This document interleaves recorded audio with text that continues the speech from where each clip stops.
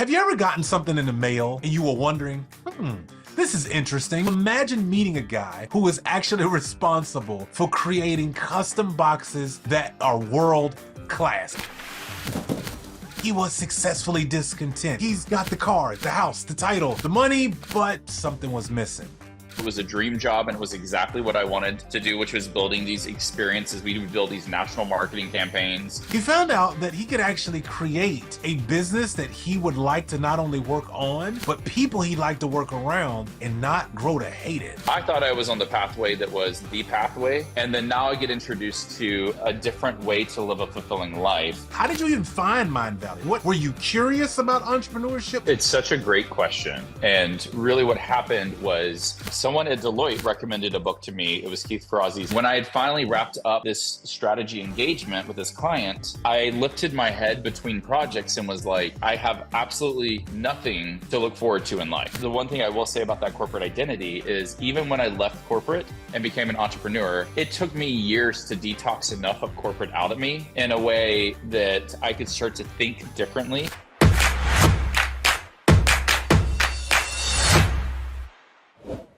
Hey everybody, what is going on? This is Chris Williams of the Grow Your Side Business podcast, where we help entrepreneurs just like you be able to create the life that you want by building an incredible side business. Listen, you guys know that I always bring you interviews that are things that are going to push you to make the next move. I'm not really concerned about your 100th. You know that. Typically, when we have conversations, we are talking about the thing that's going to help you make your next move. Well, I'm like super excited. I met this gentleman in a mastermind, and one of the interesting things is this: is sometimes we don't understand the power of the people we're standing around until you turn around and say hello.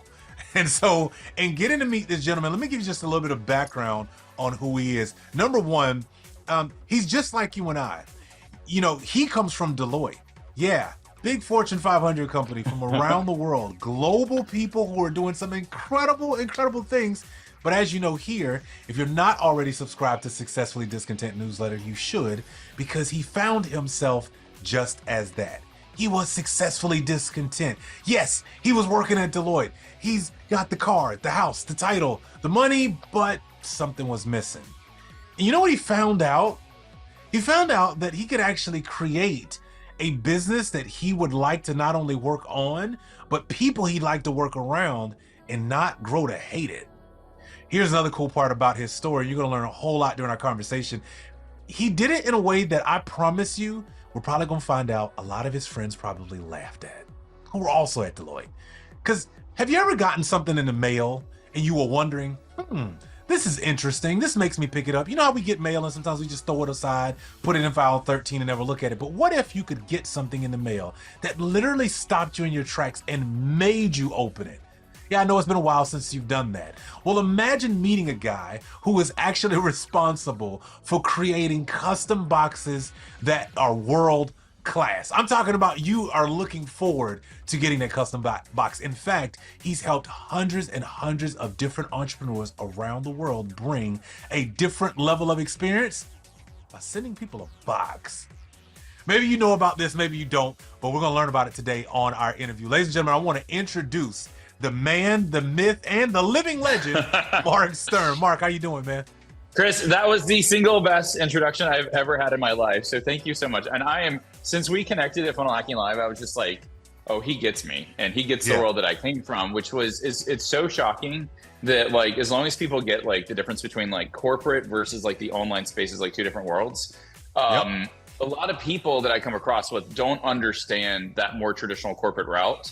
So when we connected, it was like instant like harmony of like, oh, you're talking my language in so many different ways. So I'm excited about this interview.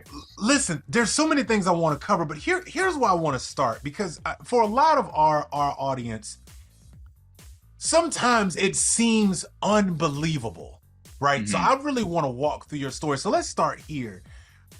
Before you got to Deloitte, right? Like we'll get there, right?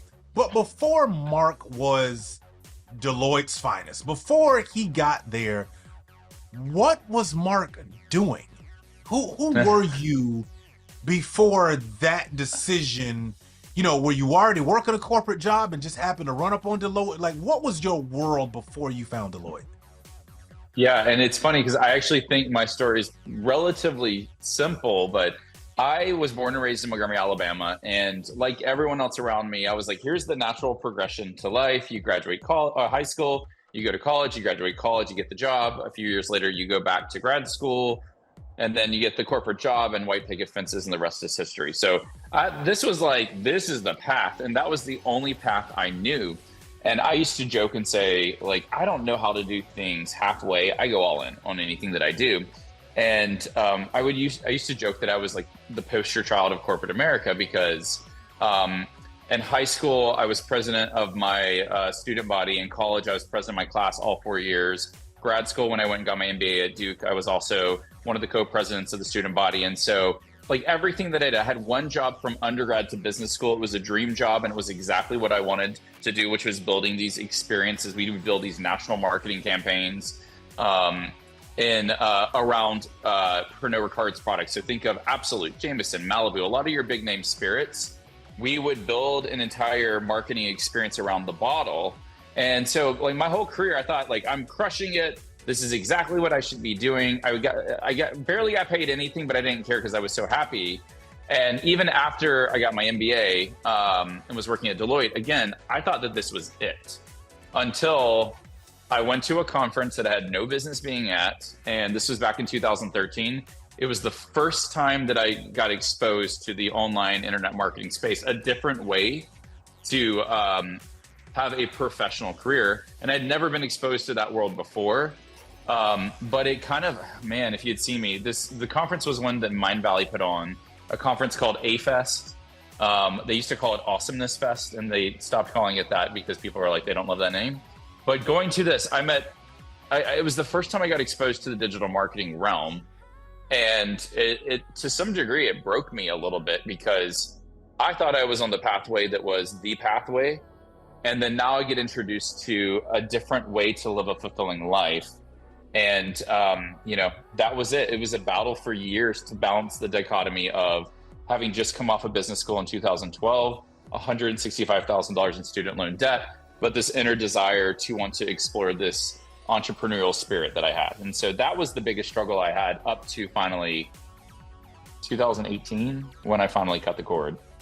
It's interesting that you mentioned that. So I'm curious on this point. Yeah. A lot of corporate people who are very talented, and I'm sure you know some, I mean, super talented in what they do. Unfortunately, we don't always give ourselves permission to think outside of that particular dream. What was it for you that allowed you to give yourself permission to even find, like, how did you even find Mind Valley? Like, what, were you curious about entrepreneurship? Like, what was that? Because a lot of people just won't give themselves permission. They sense something or they feel it and they kind of squash it because of whatever is going on internally, whether they be limiting beliefs or whatnot. But what was it for you that gave you a chance to even explore the option outside of what you were achieving successfully in corporate? It's such a great question. And really what happened was someone at Deloitte recommended a book to me. It was Keith Ferrazzi's Never Eat Alone. The whole premise of the book is never eat a meal alone because you never know what journey, like a conversation, will lead you on. And I so identified with this book that I started looking up Keith on YouTube, because I don't know if you've ever read a book and you've identified with the author and you're like, let me go check him out or her out. And then I would go down this like rabbit hole of recommended videos, like they have on the side panel on YouTube. And eventually it led me to a video to this conference called A-Fest. And I thought it was the coolest thing in the world because they were like, it's TED Talk speakers in the daytime, Burning Man type parties at night, but it's always at a 5-star location. And it was a bunch of entrepreneurs. And at that time, I tried to reach out to a bunch of my buddies and was like, look how cool this is. Like, we should do this. And they were like, yeah, that's awesome. But when push came to shove, none of them, were ready to commit to that. And what had happened to me at that time, this was about a year into working with Deloitte. I had a big fitness client in New York, so I was flying weekly up from Austin to New York. And anytime you do a client engagement at a big corporate consulting firm like that, you are literally being picked up. For me, it was 4:45 a.m. every Monday, every single Monday, going to the airport, being on airplanes, living in hotels for weeks. And then when you finish an engagement, you just do it again at a different location. And when I had finally wrapped up this strategy engagement with this client, I lifted my head between projects and was like, I have absolutely nothing to look forward to in life. Like, I didn't have a vacation, a wedding, a trip, anything. And there was this eerie sensation that came over me to say, how could I spend so much time working that I literally have nothing to look forward to? And that was kind of when I made a promise to myself that I will never put myself in a position ever again that I will have nothing to look. All of us should always have something to look forward to, even if it's a weekend getaway or going out for date night. Like, we always should have something to look forward to. And that was the moment. This was May of 2013. This conference, I was like, I need something to look forward to. And I'm booking a ticket to this A-Fest, which was in November of 2013. So it gave me something to look forward to that was months on end. And that was kind of where that journey started. I did not expect it to be as transformative as it was. I didn't expect it, but sometimes, you feel the pull and you can't justify it and you just go with it. And that was a conference that I had zero friends at. I didn't know anything. At the time, I was looking for someone that was posting to say they were looking for a roommate. I knew no one and anything at all. And it was just this crazy out there experience that no one that I knew in my world would understand or I could really talk about, because I don't think people really understood why I was going to this conference in the Dominican Republic by myself. Yeah. But I'm so grateful that I did, because, man, you talk about this experience you had at this conference. And sometimes I have found that when I talk to a lot of people who made the transition as you have, they tend to struggle with coming back because they've had such a transformative experience. They know they're different, but it's hard to put into terms. It's hard. I remember for myself, I remember vividly sitting in a meeting one day, and I had been so busy outside of my day job working on my side business and growing it that I immediately lost touch with my teammates. We weren't talking about the same things. They're looking forward to the weekend, and I'm like, it's kind of just another day because I'm ready to get to work, right? Like I'm not looking towards the game, right? I'm looking towards, I need more time to be able to work on my thing. When did you find yourself successfully discontent?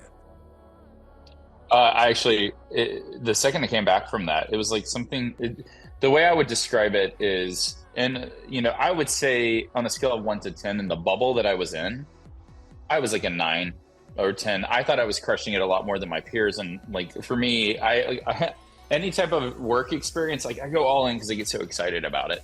And then all of a sudden, it was like this bubble had burst at this conference, and I got exposed to something that I did not know existed. And so you could say the bubble burst or the bubble just got bigger. And on a scale of 1 to 10, if you're a 9 out of 10, and now the bubble's increased to 1 to 30, a 9 out of 30 is very different than a 9 out of 10. And so in terms of being successfully discontent, it was like getting bit, but also feeling trapped. Because again, at that time, I was $165K in student loan debt. And I thought it would be the most irresponsible thing. My mindset was not in the right place. I thought like leaving this corporate job just wasn't like it's the golden shackles. It's all my meals, travel, transportation. I had a good quality of life, but I all of a sudden got bit by something that showed me a different way of living. But in addition to that, it felt like a very lonely journey, because all my friends from business school, all my friends from undergrad, all the relationships I built to that date were wired one way. And I'm all of a sudden on this island by myself getting exposure. And I tried to pull them to this island to show them a different way. But the reality is, until they're ready to embrace it, I can't force it upon it. And then all of a sudden you're speaking almost a different language, because I can't force my corporate friends to embrace it unless they themselves are on that journey and are ready to embrace it. And to be frank, a lot of them finally started to embrace it a lot more during COVID, when people were getting let go left and right, and people were forced to play a more digital online game. So it's cool to see some of them now embrace it. But again, I have a friend that talks about the left hand and the right hand. And if the left hand's corporate and the right hand's entrepreneurship, it's hard to force someone to speak on the other domain if they're just not mentally there. And so that's kind of where it was like, I felt it deep inside. I tried to pull people with me. They weren't ready for it. And so at times it was just that leap of like, there's something here that is itching at me that I have to keep exploring, even if I go at it alone. And that like mindset, like has been a big foundation all the way down to starting Custom Box Agency and the businesses I've started since leaving corporate America, because the frequency that I've been in a position to say, I see something, you may not see it yet, but just wait, because I'll get you to see it. And the second you see it, you can't unsee it. Me as like my first client, me as my first testimonial has been a big thing that I tell a lot of people is you can be your first case study if you can see it and you have the need. And that's exactly how I built my businesses. Yeah, I think that's awesome. So, you know, when you think about the relationships that you had and the ones that you still been able to maintain, what is that journey like as you started to see success in the thing that once was just this idea? What was the journey like with those relationships? Because I liked the way you put that. You felt alone for a little while, but you knew that's a part of the you can't just not go through that process, right? Otherwise, who knows? You probably would still be miserable, right? But what was the journey like? Give us some understanding of how those conversations probably were a little difficult. Maybe some of them were easy. What was it like as you built your world and got more enthralled with it, but you have the buddies that want to still do the same stuff. They're inviting you, but maybe you're having to cancel a lot. Maybe Marcus is not as available, right, for the normal annual routines as before. How did you navigate that world where, you know, did you have to have some tough conversations and kind of be honest? What was that like for you? You know, I don't really think I had to have a lot of tough conversations. I think that what I had to realize, and this was one of my biggest breakthroughs, and I think we talked about this a little bit when we connected at Funnel Hacking Live, but I had such a corporate mindset that as I was shifting and building a business, I was forcing a corporate mindset on a different game. And, you know, this is kind of where like the breakthrough that I had to have was just around corporate versus entrepreneurship. It's like checkers versus chess. Like the game board may look the same. Like it's the same game board. You play checkers and chess on the same game board, but the rules are completely different. And if you play chess with checker rules, you will lose. If you play checkers with chess rules, you will lose. And so this idea of like, what is the game that I'm playing? You know, as long as I understood that, then I was able to navigate it, even if the world and the people that I engaged with just mentally weren't there yet, because I had to get mentally there. And I'll tell you this, there are still people to this day that I can explain exactly what it is I do, and they have no idea, because some of it may be in tune to the game that I'm playing, and they're just playing a different game. And so in that sense, like it's you know, and the easiest way to put it, I'm from Alabama. Anytime I go back to Alabama and talk with my parents or talk to some of their friends and explain what I do, they don't know anything about the online space. And so it's almost like having a conversation. They're just smiling and being like, that's great. No idea what you just said, but that's amazing. And so as long as I could embrace that and just understand the game I was playing in the domain, it was so much easier to navigate. But I never really felt the hardest conversations I had to have were mostly with myself, trying to realize I'm in this corporate job. I feel trapped. I'm successfully discontent, which I friggin' love that statement. But it wasn't until I was realizing that what was I doing with all my time off? I was going to conferences. I was joining coaching programs. I was buying courses. And finally, I had to take a step back to say, am I truly diagnosing what's going on here? Because going to these conferences and buying these coaching programs or courses, like I had to come to the realization that this is like a panacea for the underlying issue, which is really, I'm not playing the game I should be playing. I need to leave corporate. And for me, corporate occupied about 95% of my mind. And so, as you know, like if your brain is always thinking about your job, you don't have the capacity to think about how am I really going to go all in and grow this business. And like I was traveling so much that thinking through just wasn't like, it just wasn't, my head wasn't there. So having to let that go finally released the capacity for me to get a little bit more creative and clarity on what it is. And so that's what I ended up having to do, is I had to quit my corporate job in order to make the space to be able to get the clarity, not having any idea what the what was going to be. You know, you mentioned quitting, but Mark, I will tell you, corporate identity is a real thing. Oh yeah. And I embraced my, my corporate identity. I'm sure you did too, right? Like, it feels good to have the title and the stature amongst your peers or whoever you look up to. How did you let go of the corporate identity in order to, embrace this Mark Stern entrepreneur? Because I have found that that's one of the hardest and last things that most people struggle to let go of. Yeah. Because to your point, I got $165,000 in debt. This thing has to work because I put so much into it, right? Or I've been here so long. Why would I, jump off the cliff tomorrow, right? What was that like for you, letting go of that corporate identity? So part of it happened, and I can tell you how it was always something that had been on my mind, and I knew someday I'm going to make this leap. And when you're in that world, you're just going. You don't slow down. You're always on. You're always drinking from the firing hose. You're always traveling. And the time you slow down is between Christmas and New Year's, because no one's working, so everyone takes that time off. Otherwise, people really don't take off a lot of time.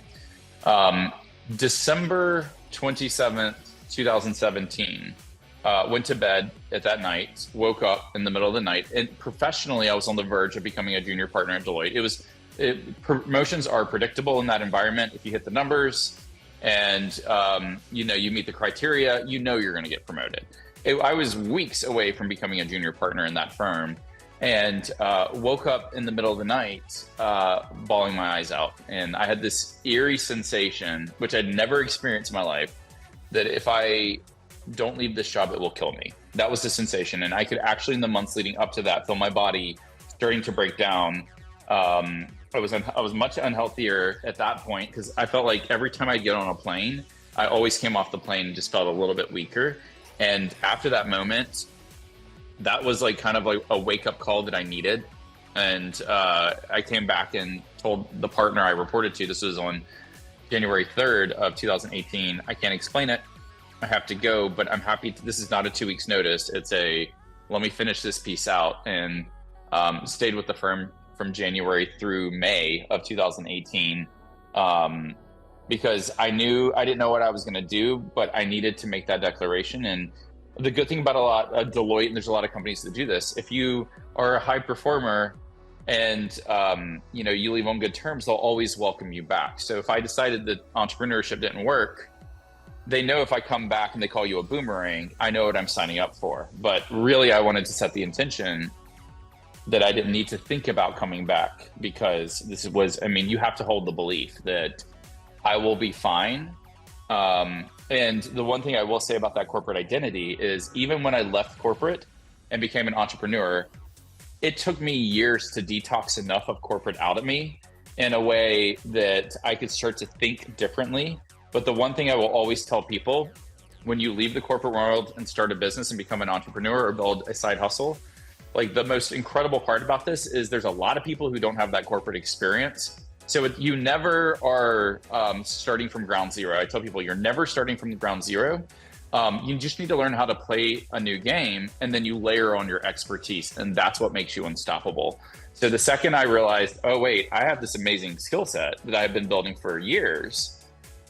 When I learned how to play the entrepreneurship game and the online marketing game, once I layered on that expertise, this is what, my standards are different. The quality of the products that I look, what I define as success for my clients, it's all different, but it's still holding true to the beliefs that I had in corporate. And that became one of the greatest gifts that one of my greatest competitive advantages was all the things I learned from years of corporate coming into a brand new game.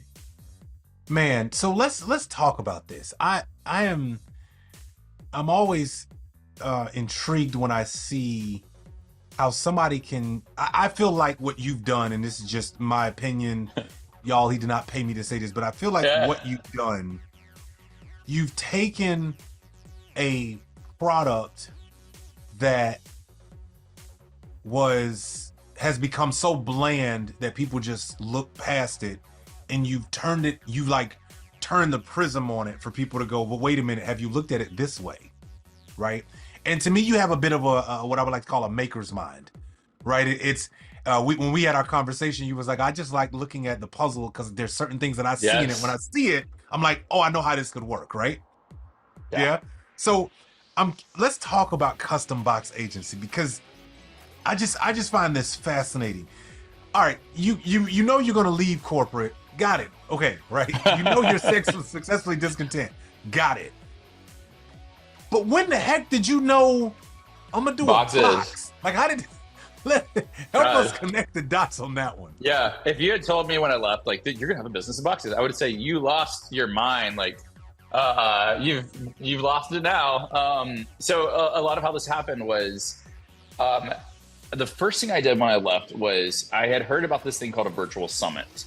And the model's evolved in a way that, like, the old school model I would never recommend anyone doing, but essentially it's like you build your own conference. And the way that the summit model worked is, like, people were telling me you want to interview 30 to 40 people, and you leverage it almost as a lead gen tool, meaning I have these 30 to 40 interviews that I've done. If you join the 5-day event, you have to give me your email address. And in exchange, I give you access. And each day there's new speakers. And if you miss any of the speakers, you have to buy like an all access pass, which is basically like a $47 to $97 offer.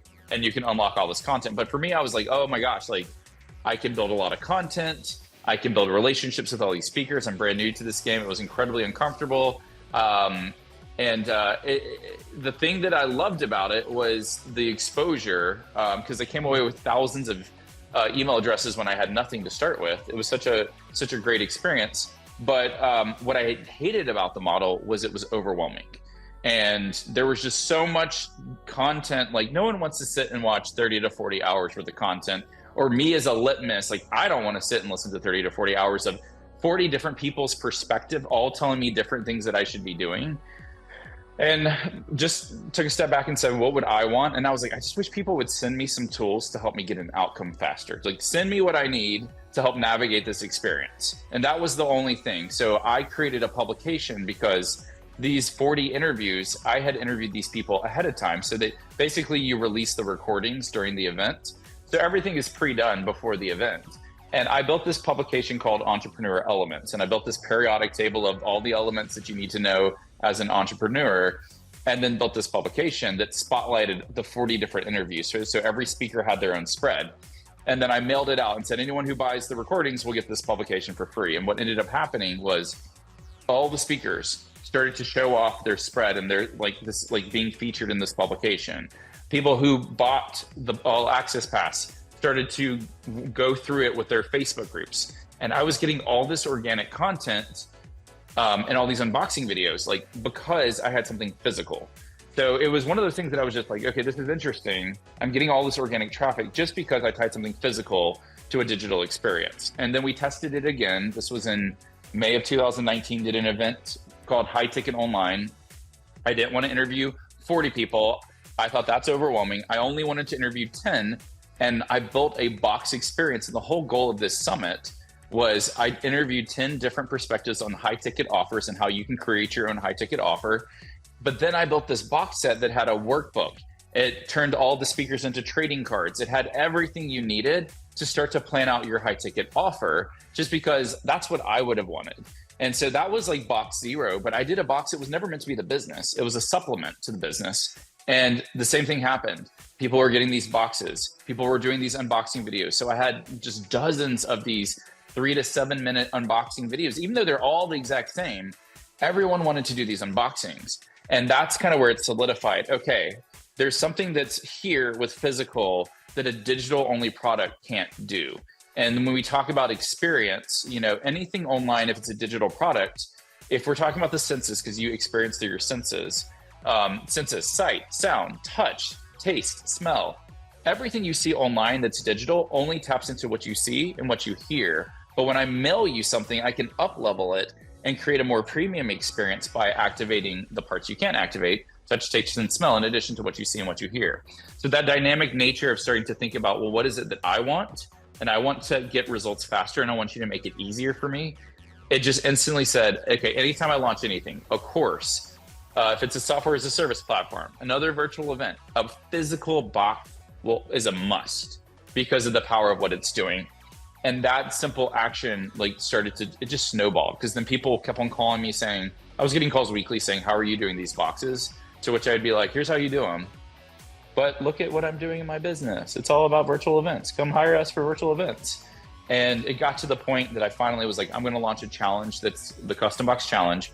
It's just going to explain to everyone what they need to do just so I can buy back my time and focus on my virtual event business. And when I launched this challenge, teaching people how to do it, the opposite happened. The challenge took off. People said, I love the challenge, but the difference is I don't want to build my own box. I want you to build it. And this was at the end of 2019, pre-COVID. So the beginning of 2020, decided to build this custom box agency, and the rest is history. COVID happened. My mentor looked at me and said, you have this custom box business and are building a name in boxes. You have this virtual event business. Both are hyper relevant during COVID when everyone's in quarantine. But he said, and this was the best advice I ever received, you're confusing people because you're half of them think you're the box guy. The other half think you're the virtual event guy. Pick one. And I thought about it and ultimately decided at a time that virtual events made absolute sense to go all in. Something told me that wasn't the route to go, and doubled down on building out Custom Box Agency, and the rest is history. The business just started to grow. It was the difference between competing with other virtual event businesses to partnering with them. That one little pivot, it made it easier for people to recommend us, because now it wasn't confusing. What is it that Mark does? If you want to build out these custom box experiences, go to Custom Box Agency. So it made it very easy for other people to help us win. And really the rest is history. We just started to grow organically, but I will tell you this, we still have not spent a dime on paid traffic. We've been word of mouth. What was revenue last year? Last year we did, so this has now been 3 cycles. So the first year, if you map this out, we went from 0 to I think it was right over $1 million, maybe 1.1. Okay. Last year, our second full year, we were about 1.4. This year, we're going to be between 2 and 2.5. And all 3 years, again, we went from 0 to $1 million in a year, word of mouth. So no paid traffic. It's just the goodwill of the quality of product. And people know that we don't do sloppy. And this was a big thing from corporate is I don't have this mindset that done beats perfect. Because at Deloitte, it was either client ready or it wasn't. And if I truly wanted to create a world-class product, it's not like a digital product that if I need to refilm a video, I can upload a video. When you go print, you either print or reprint. So it's less forgiving, but through the process, because of how we build out these experiences, I have to force my clients to get clear on what it is that they're asking their customers to do. And in doing so, it increases the quality of the customer journey. It opens up new means to monetize your business. It creates sales collateral that they didn't have. There were all these things that were happening, and the word just started to spread that when a box would drop, the number one question people would ask is, who did this? Because for me, if I'm going to put my name on something, I want it to be something I'm proud of. And through that, people just know that there's a certain quality control, because these aren't swag boxes. We joke and say swag is stuff without a goal. That's what swag means. These are truly about optimizing the experience to the next level. And part of doing that is going back to the baseline of what I wanted at the beginning of this journey, which is me as client zero. Give me the tools I need to be set up for success. Just give me what I need. Don't make me run through hoops. And I have so many stories around that, just like how that simple act of just sending people what they need doesn't need to break the bank. Most of our boxes are between 15 and 25 bucks, but we may do a series of boxes that they receive, a whole trilogy of boxes. But there's so many different ways to think strategically about reimagining the role that physical and digital can play when you bring them together. I'm glad you said that, because that's where I want to go. Listen, the world is becoming more digitized the second that we sit here. It's, twice as big as it was a moment ago, right? Mm-hmm. And I think there's, to everything has a cycle, but I think we're in this nuanced space with technology that we've never been here before. But there are some things Oh yeah. that are still true. And so I'm curious as to, when you look at the numbers, when you look at the stats, when you look at the industry of physical products, what do you see in the future, 5-10 years from now, when you look at, like, because I love the point that you made, like, and I never would have thought about it, but I would have thought, heck, during COVID, nobody wanted things physical because we were all, worried about whatever, right? And here you show up with a world-class, opportunity for people to not only be able to engage and learn on whatever it is, the thing that they purchase digitally. Where do you see the next 5 to 10 years of those who are building the digital side of their business and looking to grow? What is some of the things that Mark is screaming from his soapbox going, if you don't pay attention to these things or do these things from a physical standpoint, you're missing out? What is that for you? So I think the biggest disruption that we're primed for right now is courses. I think there's a stigma right now associated with courses and creating courses. And when I say courses, the data, what it says is we know that that's a growing industry. By 2025, courses are going to be $325 billion industry, a massive, massive industry, big opportunity. But we also know that the data shows us that average course completion rates is 3%. So if we know the course completion rates are 3% and we know it's a growing category, how are you going to win? Well, to me, again, this is putting my corporate hat back on to say, this is something that is ripe for disruption, because how do you make a better course? You have 3.1% completion rate. You have 3.5. Whereas I would say that's not success. That's not looking successfully at something. And why is it that completion rates are so low? And part of it is that the amount of courses in the market and the fact that there's billions of pieces of data that are getting uploaded. Now with AI, it's just going to get more intensified. Content's going to become more readily available. The more you get AI automation to pump content out and AI starts replacing workforces, you're going to see even more content get available. And the problem is, even though there's going to be so much content, there's going to be a significant more amount of saturation when we're talking about digital only content. What is an easy way to stand out? This is kind of where bringing physical and digital provides a new opportunity. So rather than calling it courses, I'm seeing a lot more people using the terminology immersion experiences. And the difference is it's a new opportunity because I can send you something physical that complements something digital. And in addition to how you gamify that process, now if I send you something physical, I can gamify the process in a very, very different way. So gamification, what do I mean by that is gaming tactics. Think about when you play a board game, what are the elements of a board game that keep you invested or keep you coming back to playing it again? And think about those. Think about video games. What is it about video games that keeps us playing, or how they layer on the music with the experience, with the education to keep us going, to keep playing? How do we start to take some of those elements and incentivize behavior in the right capacity for people to go through our products and services? So I'd like to say my big hope and vision is that having something physical tied to something digital is going to be so synonymous that anytime someone is launching something new, a business owner is like, then what is our physical strategy? Just like, an iPhone. I can have an iPhone without a case and it'll function just fine. But I like to consider boxes. My goal would be the boxes to businesses are like an iPhone case to an iPhone. You can be fine without the case, but the second you add the case, it extends the lifetime. You can personalize it. It protects it a lot longer. There's just a lot more benefits that you just don't think about getting an iPhone or any type of smartphone without some type of case. That is how synonymous that I want the boxes to be with every single business. Is you don't even think twice about spending an incremental more to giving people the tools they need to be set up for success to get results faster. So that's how you can extend lifetime value.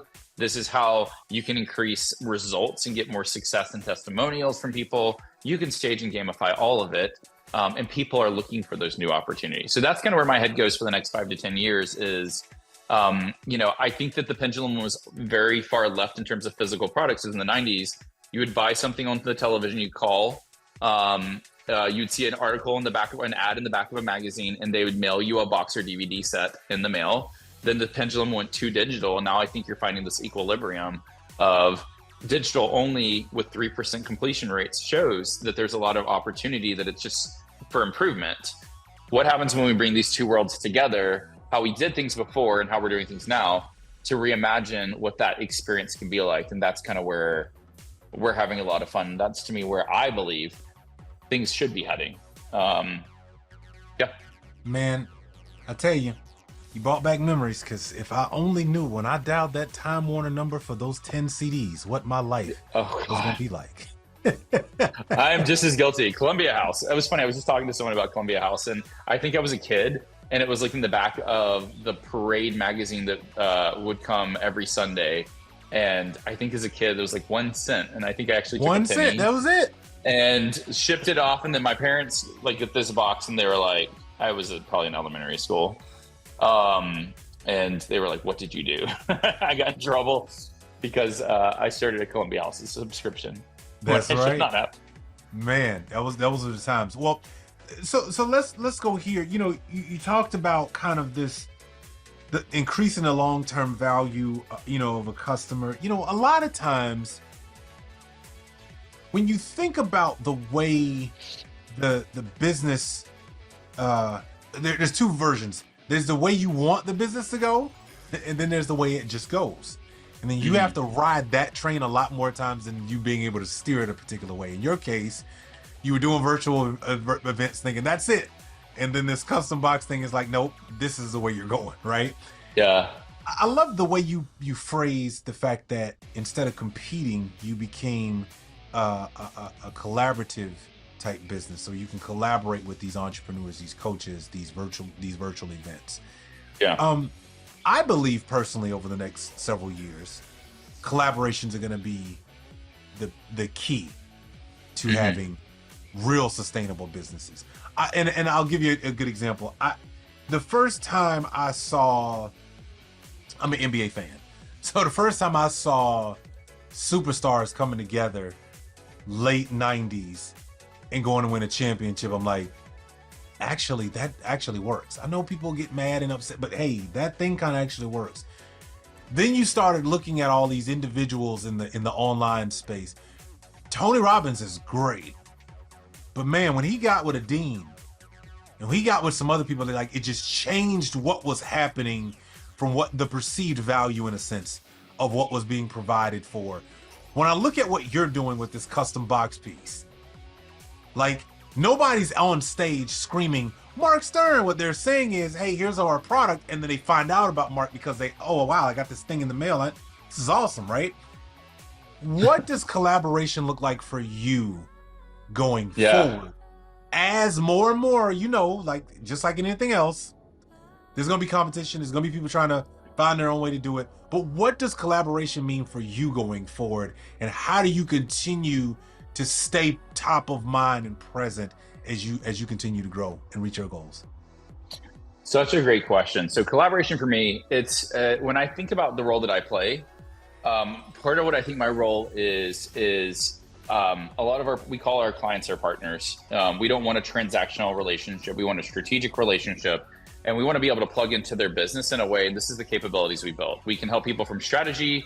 We can build out the entire blueprint of whatever that campaign is. And then we have a warehouse in Austin, Texas, so we can send the entire campaign into production. We can assemble it and have it ready to ship and handle that entire process. So one-stop solution for clients, which means I can plug into their business and now unlock this entire physical capability. So that's one thing, is that you don't need to figure out the capability. We have that. And this is kind of why, and I would say this to anyone listening to this, a lot of people keep talking about, and I see a lot of people about building more and more courses, and I would say start building more and more capabilities.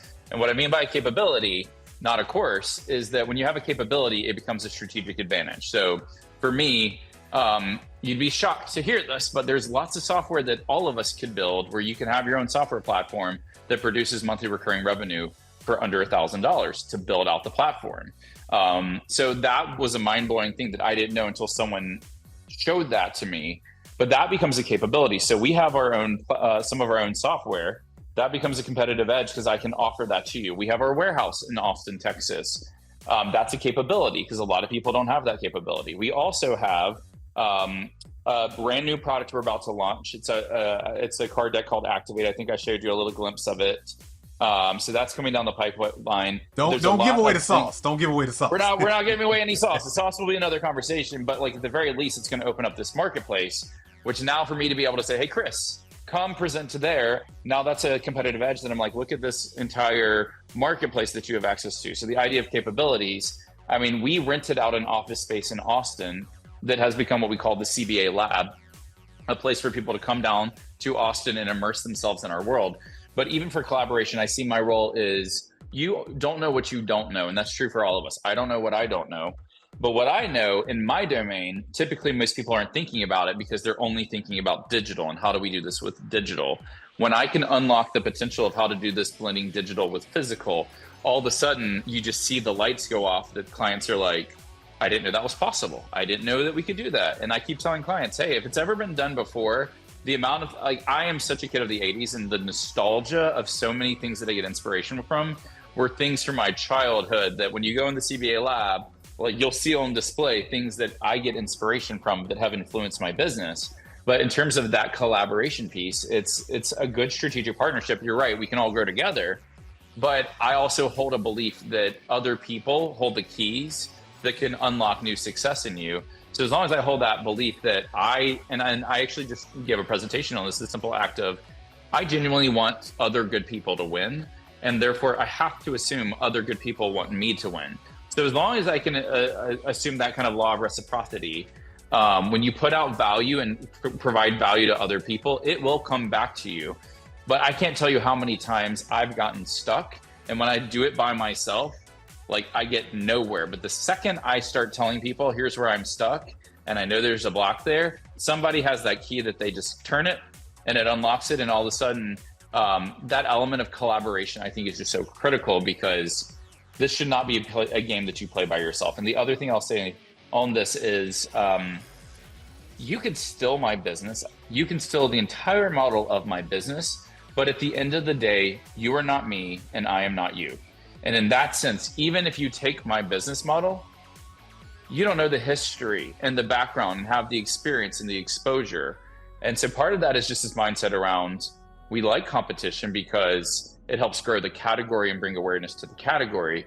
But people are smart and they'll do their due diligence and they'll figure out the right fit of who they should collaborate with. And if it's me, wonderful. But if it's not me, it may not have meant to be, and there's a better fit for them, and that's okay. And so that sense of like, I would tell people to share your ideas, because how many people have a business that's similar to what you're already thinking about doing? The difference is they're not you. And as long as you get this idea of they're not you, they can't compete with you because you don't have their brain and they don't have your brain. And that's it. Good point. Great point. We're going to wrap up on these last two questions. I have friends, I have people who listen to the show, I have followers and people that I talk with who are all like, yes, I want to build this business. I want to build this. And the way I talk about it, Mark, is I teach people that there's not a lot of people who are just willing to jump ship and just jump off the cliff, because they haven't yet learned the skill set yet. They haven't understood, to your point, they haven't understood the rules of that game yet of entrepreneurship. But the way they can learn that is leveraging the bridge to entrepreneurship, which in my case is building a side business. And while you are building that, you are learning that game until you're ready to make the leap.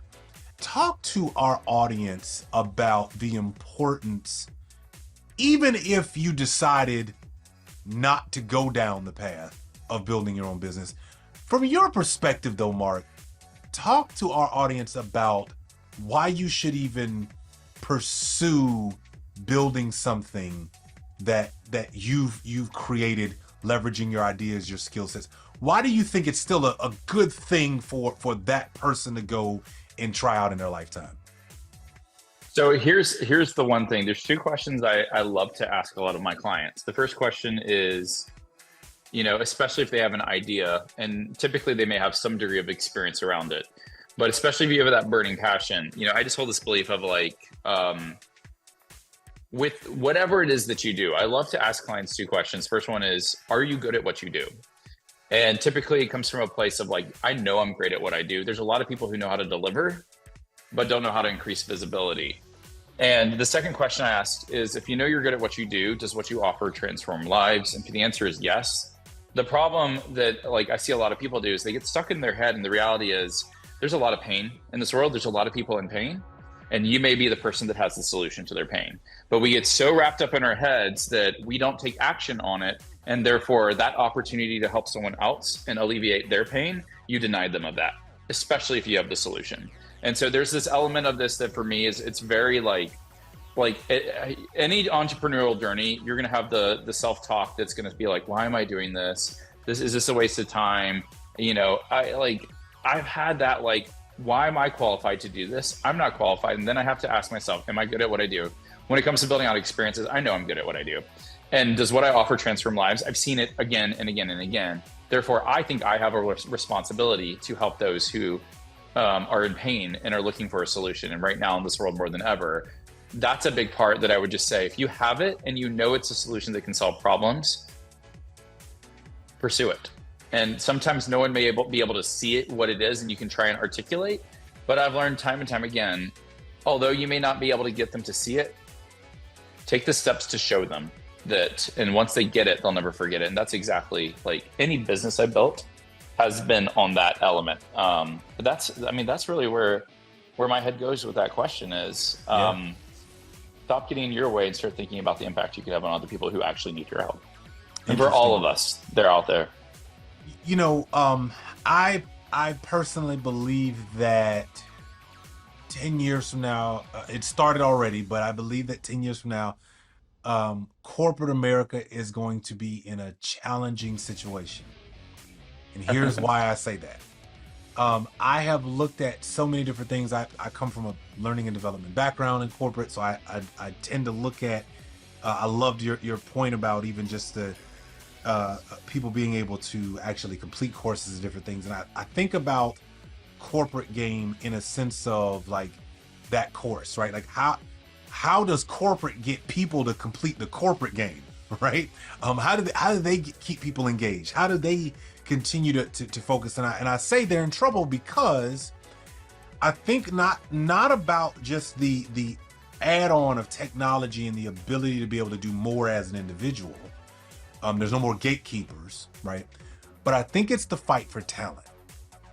And I think it's about the fight of talent that is not just do as we say because we're whoever as a company, but the fight for talent in the sense of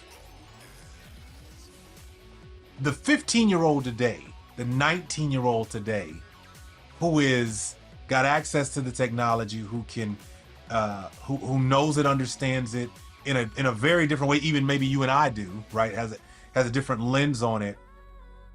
It's not that they're not employable, but you have to be attractive enough for them to see themselves want to be there. How does Mark view the future of employment to corporations? And what would you say, if you were sitting in a room with, the big four CEOs and they said, Mark, tell us what do you think we should be focused on now so that we can win the talent game in the future? What would that be from your perspective? And it's interesting. It's such an interesting question because the disruption's not only happening with employment, it's happening with education as well.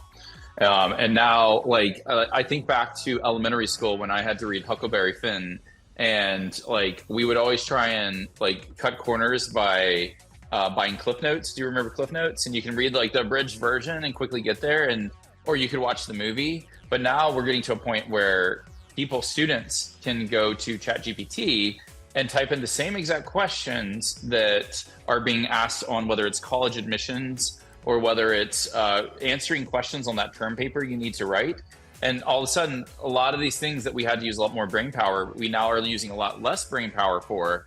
And now it's thinking about the application of AI and seeing where that evolves to, which will be incredibly disruptive to the workforce. So this is where we're hearing this term of the rise of the prompt engineer and a lot of other unique roles, because certain roles are going to be found obsolete. I mean, we are already starting to see it with design, that I can go into a Midjourney and type in a bunch of words, or even ChatGPT now, and they can produce images. So something that an artist needed to take time and days to do, we can have it in seconds, because and that's going to affect the not only education system, because right now we're already facing people walking to middle school or high school classes knowing more than the teacher who's been teaching the same curriculum for decades. And now they're disrespecting their teachers in a way because they know more than the teachers, and the teachers so set on doing the way that they've always done in the past. So you're seeing these generations all come together. So, it's going to be interesting in terms of the future of employment. People are already starting to talk about you're eventually going to have these solopreneurs or teams of under 5 people that are now running these multi-billion-dollar companies, which we would never think about that in a way to say that leveraging automation in a way will redefine what it is. I'd like to hope in some degree, just as someone who is a recovering corporate employee, and I say recovery in the sense of like, we didn't work a 9 to 5. It was like a 9 to 5 to me in the world I came from was like a pipe dream. Like, I can leave at 5. That sounds amazing. It was like a nonstop 24/7. I remember when my phone would vibrate on a Saturday, I'd be like diving for it to seeing what the email is because I was such a slave to that. I'm hoping that there's an element of balance of people being able to tap into a little bit more personal time and really exploring what it is that they're really excited about, because so many of the current systems are so legacy. They're so old school of how things were and how they operated in the 1940s, 50s, 60s, but haven't really been disrupted in the way that we're seeing now. So there's elements that I am curious, and I think it's a fun conversation to have to say, where's the future of employment going to be? But the biggest thing with future of employment is we've already seen what is it like. I never thought we live in a world that the future of employment could be a hybrid between working from home and working in the office. Employment for me growing up was always going to the office. So now we're seeing that shift that's happening, and it's working, and people are finding the happy equilibrium. And now you bring the AI technology on top of it. It's just going to be such a different game than what we've been able to see. So I don't know. That's where my head goes right now. It's not really a great answer, other than I'm just as curious as you to see how things are going. But talk about disruptive technologies. The disruptions are changing the game. Like at the beginning of this year, I wasn't talking about ChatGPT. That just wasn't in my vernacular. And then now it's almost like you can't imagine doing anything without brainstorming a little bit and leveraging it. And we barely have scratched the surface. And between a global epidemic, which I never thought I'd ever live through, and now artificial intelligence, oh gosh, the future of employment is going to be, it's like, I don't think it's ever going to go away, but it's definitely like, in terms of the skill set that you need, the skill set's definitely going to evolve. Yeah, it sure is. Well, listen, Mark, I want to say this before you become like the world famous, box a tier and have your, medallions from all over the world. I just think you're incredible. I think that your story is yet to be told because there's still a lot being written about where you are right now. But I think when we first talked that evening at Funnel Hacking Live, I think what I was more blown away by is how just aware you are of where you are, if that makes any sense, right? like most people sometimes are just, they don't have the awareness of like, they think it was like an on and off switch. And you're like, no, I actually, this kind of sucked for a while. I had to figure this thing out, and I've dealt with some of this, and still dealing with some of it, right? But I just appreciate your honesty, the way you've shown up, and the fact that I've never heard somebody say this, but I like the fact that you see what you do and can leverage that corporate mind state of being world class. I hadn't heard anybody say that it was a recovering employee, right? Like, and the fact that you even see it that way, it shows up in all of your work. It shows up in what you're doing. But I also just think about the 10 years from now, where you're going to be. I think you'll be able to always point back to 2016, 2017, 2018 and go, yeah, if I hadn't made some of these tougher decisions, man, I don't think I would be experiencing what I'm doing. So I appreciate you doing that. I appreciate you being a voice, especially to those who listen to our show, for sure. I'll leave you with the last words. Any quotes, any book recommendations, any steps, anything from your world, we'll leave you with the last words. That's amazing. And Chris, I am so glad we've been able to build this relationship. So, and I appreciate you so much. So please know the feeling is mutual. Really, the last words that I have to say is that, you know, if you see, again, I can't stress the importance of like, it's okay if you see something and other people don't see it. Part of our role as an entrepreneur is to wake them up and get them to see it. And it's okay if at times you feel like this is a lonely journey. The biggest thing is I did not know all the answers or see all the pieces, and I'm still learning a lot of the pieces. It didn't happen overnight. None of this ever happens overnight. I mean, for me, I was joining and doing research and exploring this realm even when I was in a corporate job that by contract, I could not have a side hustle. Everything I produced, Deloitte owned in and outside the firm. It's just a means of how they protect themselves because you get exposed to so much information from the clients that you work with. But part of it was just being in tune and recognizing, am I seeing signals or signs? And I'm a guy that came from a world that's all about the data. But I was noticing that things were happening that like made me realize how off track I was. And even when there's highs or lows, like in that entrepreneurial journey, as long as you hold true, the impact that you want to have, for me, it's been like such a fun roller coaster that I look back and go, how did I get here? And it happens so fast. It happens like before you know it. But like this is where owning the quality of product and not necessarily emulating someone else's game. It's okay to like learn from them, but stay true to your own values as you go through this, because I think that has been a game changer of saying people know I'm not here to play a short-term game that's for that quick cash inflection.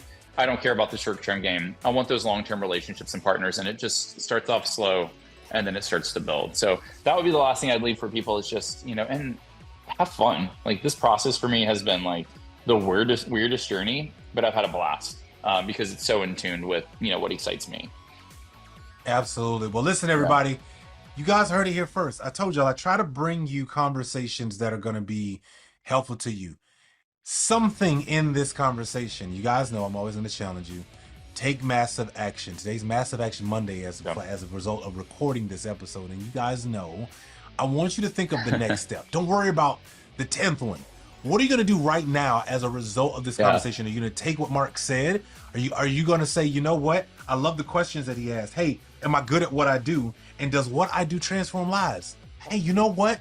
You probably have something, right? Yeah. And so I would highly suggest, what is the next step? You guys know, social media, on the Facebook group, send me your, you know, your thoughts. What are you going to be doing this week, taking massive action on? How are you going to take the conversations from this interview today and go do something with it? Thank you all. Thank you guys for watching. Thank you. I cannot wait to see you in the very next episode. Take care, everybody. And guess what?